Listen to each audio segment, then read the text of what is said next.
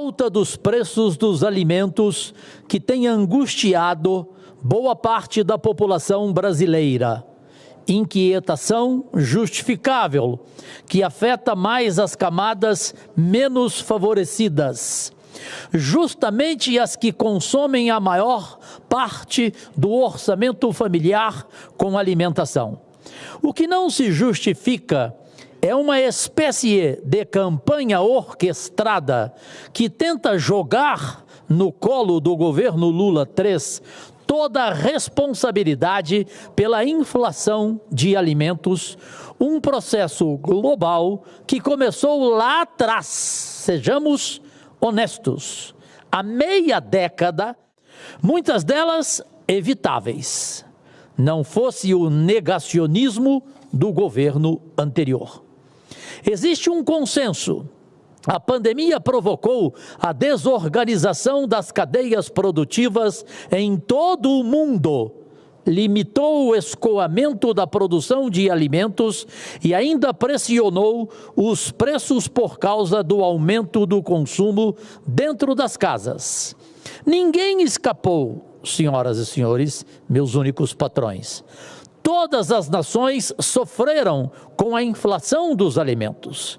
De lá para cá, o drama se agravou devido a fatores internacionais, como a guerra na Ucrânia, iniciada em 2022, e, sobretudo, por causa de fatores climáticos. Sejamos honestos.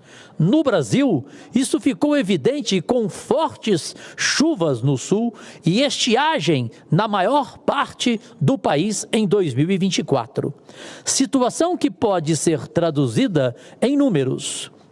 Nos últimos 5 anos, basta querer ser sincero e honesto, segundo o IPCA, o Índice Nacional de Preços ao Consumidor Amplo, a inflação geral no Brasil ficou em 33%.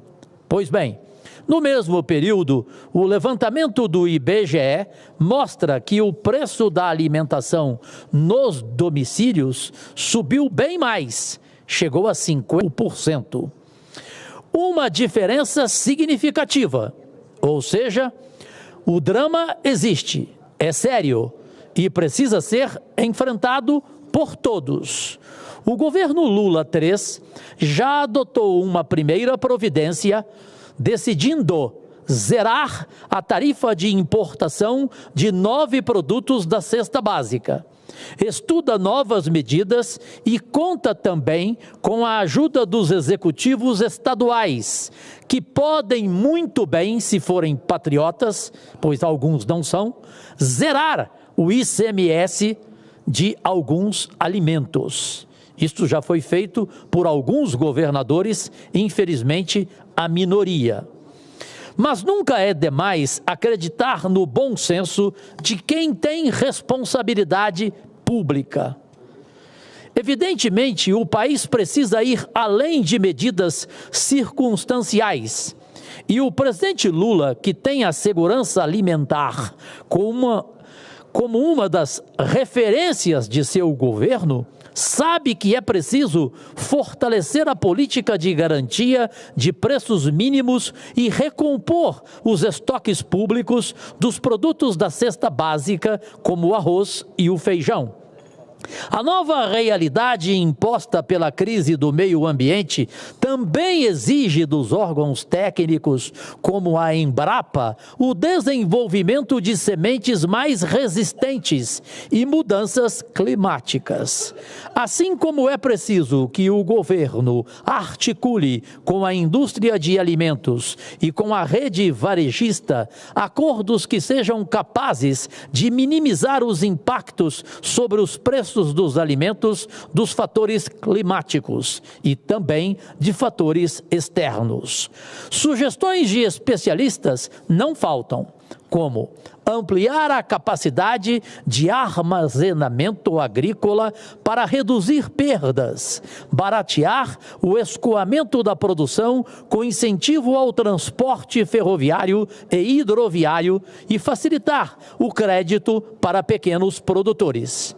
Não podemos esquecer ainda que o Plano Nacional de Abastecimento Alimentar tem como uma de suas metas a expansão de infraestruturas físicas de apoio à comercialização, como as feiras livres, feiras agroecológicas, sacolões e cantinas comunitárias. Uma administração que recebeu um país com 33 milhões de pessoas no mapa da fome e em 2 anos, queiram ou não, conseguiu tirar 24 milhões de brasileiros dessa situação. Portanto, conhece assim a receita para recuperar e sedimentar a cultura alimentar brasileira. Para concluir, há muito o que fazer, mas não tenho dúvida que a batalha contra a inflação dos alimentos também será vencida pelo governo Lula III. Deus e saúde, pátria amada, agradecidíssimo e que prazer, presidente Humberto Costa, mais uma vez eu sigo recordista, eu sou o único que não ouço essa campainha chata e nunca passo do meu tempo. Com certeza, senador Cajuru, Vossa Excelência é extremamente disciplinado e hoje, sem dúvida, tratou de um tema muito importante que diz respeito às ações desenvolvidas pelo governo do presidente Lula para o enfrentamento à inflação de alimentos. Parabéns. As pessoas que nos acompanham pelos serviços de comunicação do Senado, eu tive a enorme honra e a imensa alegria de, na sexta-feira passada, assumir a presidência nacional do meu partido, Partido dos Trabalhadores e das Trabalhadoras, do qual sou fundador e o único a que fui e sou filiado ao longo da minha vida.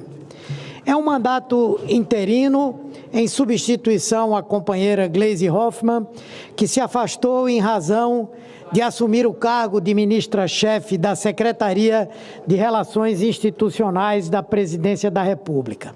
Até o próximo mês de julho, estarei à frente do PT para o desafio de conduzi-lo em seu processo de eleições diretas, por meio do qual serão escolhidas as novas direções municipais, estaduais e nacional do nosso partido.